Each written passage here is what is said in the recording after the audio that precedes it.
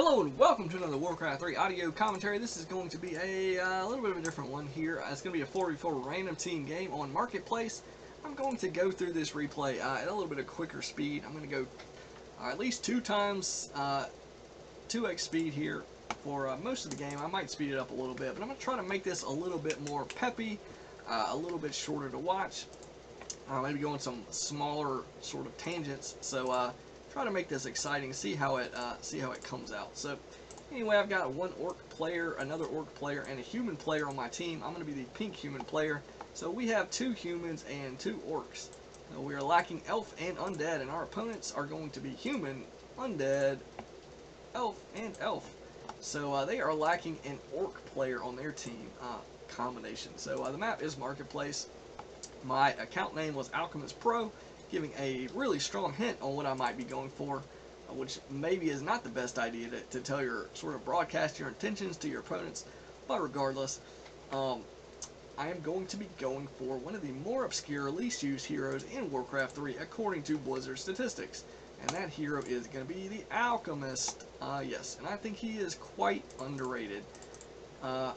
Especially in a 4v4 context. Now in solo and in 2v2, a little bit different, but I think he, Acid Bomb as the primary skill in Chemical Rage, I think Acid Bomb scales really well compared to a lot of other things in 4v4. It scales with, you know, getting higher tech units, tends to mean higher DPS, stronger heroes throughout the duration of the game, tends to mean higher DPS, and then bigger armies also tends to be higher DPS. So all that stuff together is going to have, you know, is going to increase with Acid Bomb because it reduces the armor of, you know, whatever the targets are, heroes and units, non-magic immune units, that is. So now I'm going to my plan is to get, I got 2 barracks as you notice. My plan was to mass footmen for a pretty good part of the early and mid game and get a fast expansion.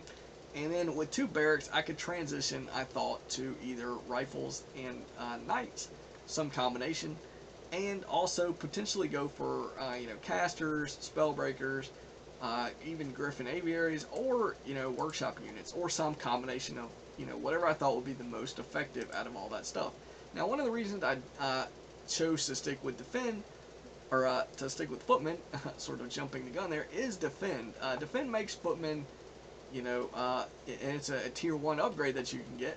It allows your footmen to be very effective at a number of different things. One is, for example, creeping something like this in the middle. We have red staying at tier 1 quite a while, not expanding. Yellow mostly massing archers, which should be good for defend, but again, you see camps with a lot of piercing damage, specifically this camp with healing fountain and a mana fountain. Excuse me, it's going to be pretty easy to creep with just footmen and alchemist. That blade master picked up a tome of power actually, and a greater healing potion, so he's going to be very quickly going to get level 5. Which again, archers, the fact that I've got defend, green ends up transitioning to fiends. Doesn't really have a big army now, and blue has a lot of archers, a couple of huntresses. So my army is set up really well to fight these types of armies right now. And again, red is actually also massing riflemen. So, you know, what are they being prepared for at the moment? I don't exactly know if they're on the same page or whatever, but anyway, I sort of won that battle with blue, me and orange. Then orange peeled off to creep, and I wasn't paying close attention. So, and then yellow comes up, and bam, 3 versus 1.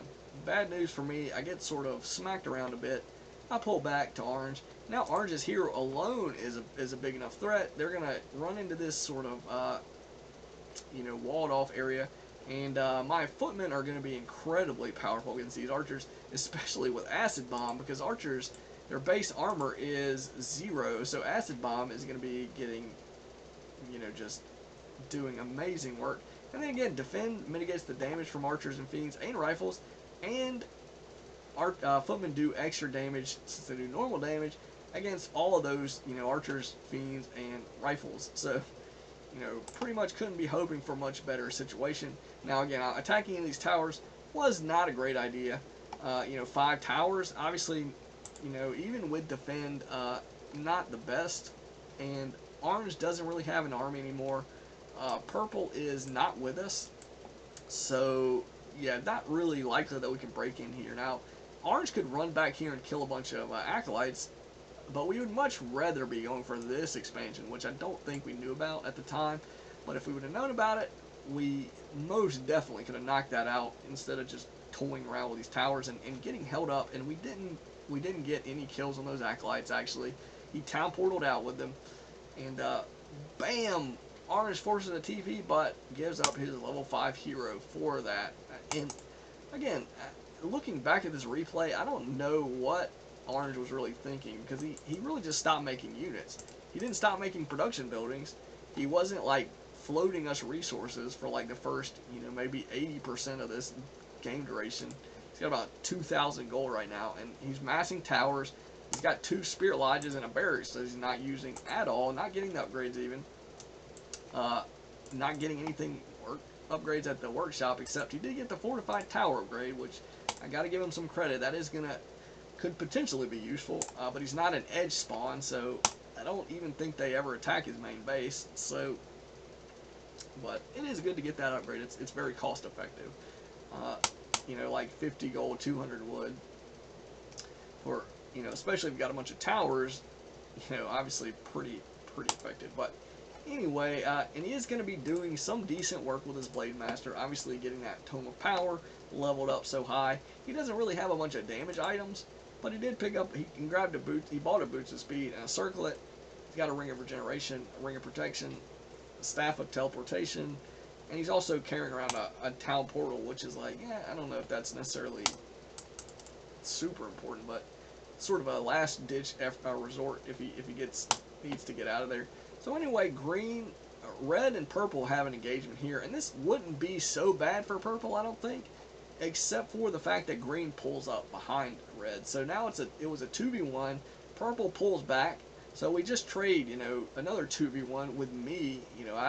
I sort of was overconfident here. I was like, okay, they've got a bunch of rifles and fiends. I can stand here and, I got to defend. I can do this. And purple wasn't with me, so, I sort of got smacked around again. And they did have mortars and Nova and statues, so, my DPS wasn't really enough to sort of justify that at all. But anyway, so we sort of lost that battle. And I guess I will slow it down a bit here to point out that, now we still have got basically a 2 versus 1. Orange did pull his hero here, so he's going to knock out the mortar teams, which is actually a really smart thing to do. Without the mortar teams, these unupgraded towers and burrows can actually hold them back fairly well. They don't have any siege to really be as threatening, and piercing damage is not great against buildings either. But again, purple's army was completely wiped, and his hero is also dead. So now he's hoping that he can get his hero back. In the meantime, orange loses a level 6 hero, and he got a decent Blaze Storm, but he didn't actually kill anything, so maybe not so decent. And now blue's down here, sort of making one of the not great decisions. He's sort of pressuring on teal's base. Not a huge threat. He's got a handful of dryads and a handful of bears. So he doesn't have like the base killing capabilities that mass bears would have, and he doesn't have the speed to run around and harass like the dryads would provide. So it's sort of a weird mixture that's pretty good in solo and 2s, but in 4s, I don't, especially late in the game, it tends not to be all that great. Now, if you fight with your allies, it's a little different. Roar increases the more units that are around, more heroes. So Roar could be good, in this situation. And now we have me pressuring Blue's expansion. Now, I realize I don't have the anti-air quite yet to fight Yellow's army, which, again, I saw him making Hippogriff at some point, so I realized I should sort of start transitioning to rifles and siege engines. But anyway, at this point, I didn't have the army to really fight it, but I could pressure an expansion. I got blue and yellow, and then actually green to come defend that. So I sort of bought purple a little bit of time. He keeps building his altar like out in the front, which he needs that hero back. He needs to get that altar back here. But anyway, doesn't do that. So now I've got green and yellow pressing by themselves. We've got, together, but we've got blue by himself in the middle. So blue runs into a bad battle, forced to town portal. He loses like 1 dryad. I think that's all he lost. Almost lost a bear, and almost lost his level 4 hero. So this is where the Naga is not really scaling, not great. You know, she's decent right when she comes out, but then, you know, as the game scales, if she doesn't level, the Naga is just bad. So anyway, we've got that going. And now I'm level 6, so I can transmute. I think I immediately did transmute Chimera. So they're down to 4. I can hit the air with a lot of rifles. The siege engines share the armor upgrade of the footmen, the knights, and the spellbreakers. So that's good news for me.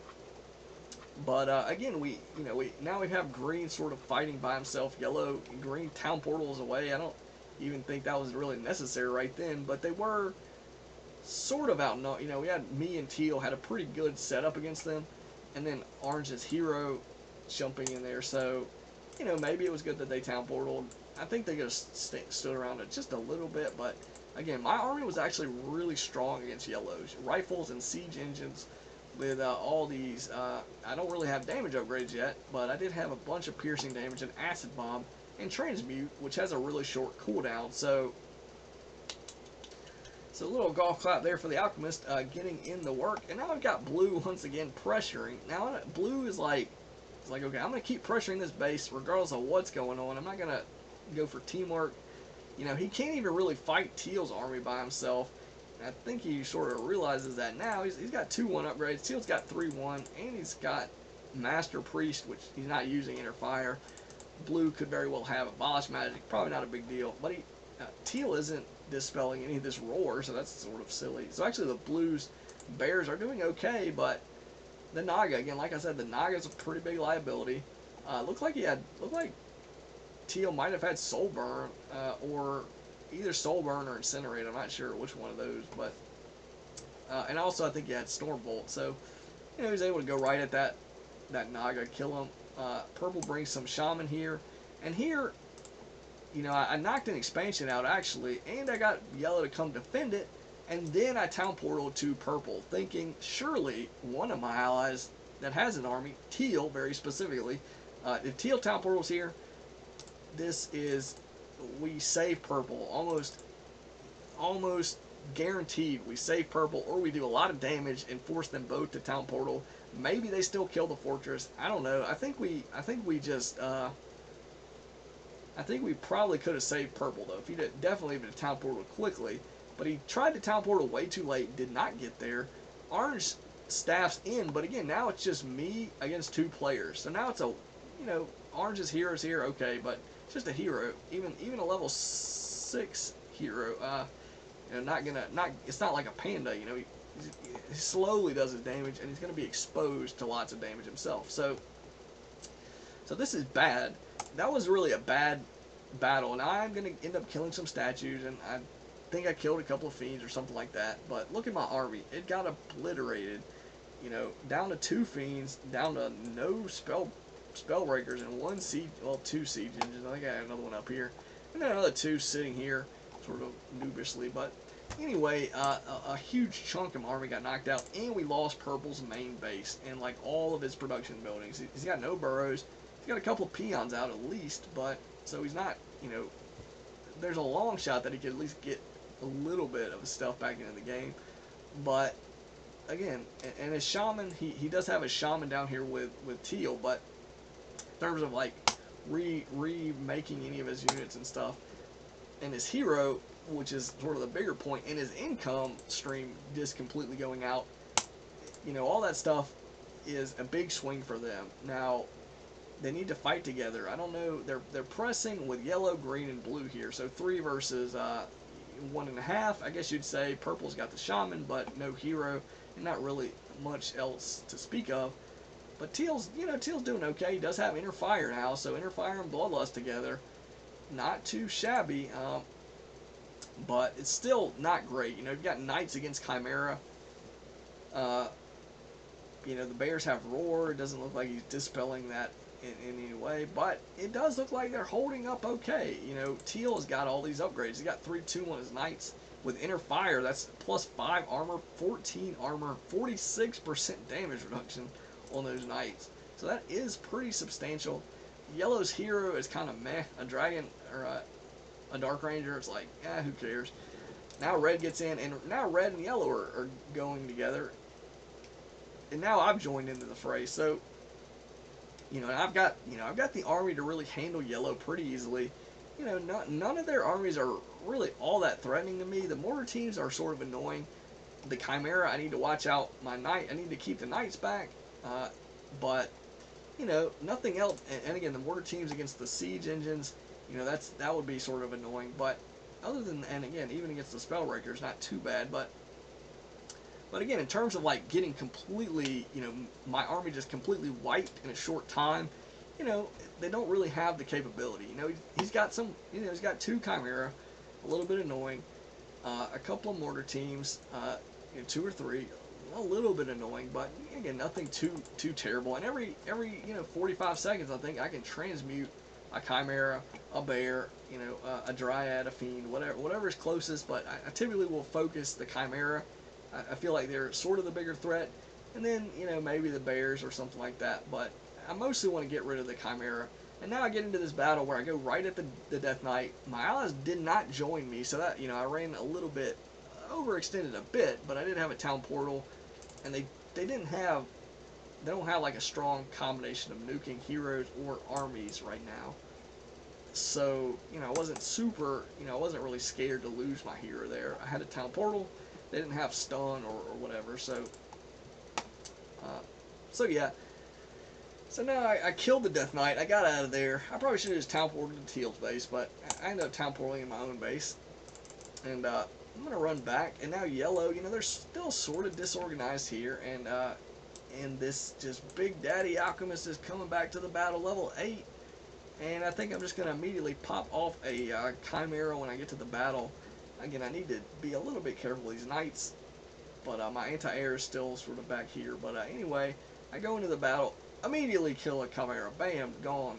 That's 1/3 of their Chimeras in this battle. And now Teal is dropping a volcano, pretty well positioned, a pretty good map for this. And you know, he maybe could have set his hero like right here before he casted it. Would have made it much harder to entangle. But anyway, he gets one of the better volcanoes I think I've ever seen in a while. You know, in that positioning, he does get entangled eventually, but again, he did a lot of damage there.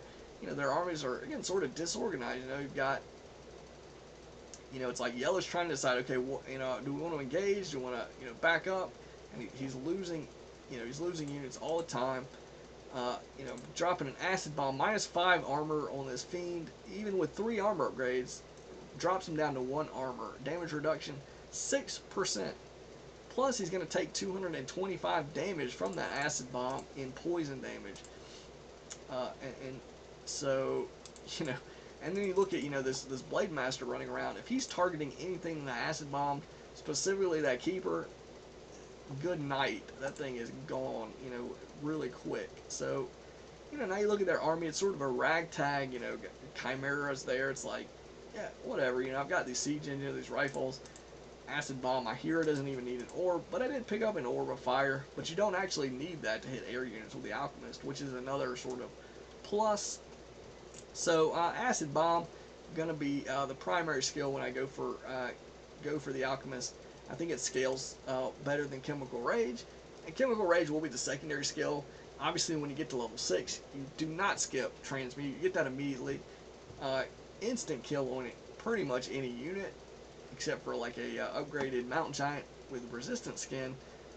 So, and the bigger unit that you kill, not only is it worse for them that you killed their big units, but you also get more gold. You get gold for every unit you transmute. So, you know, it's like a double whammy.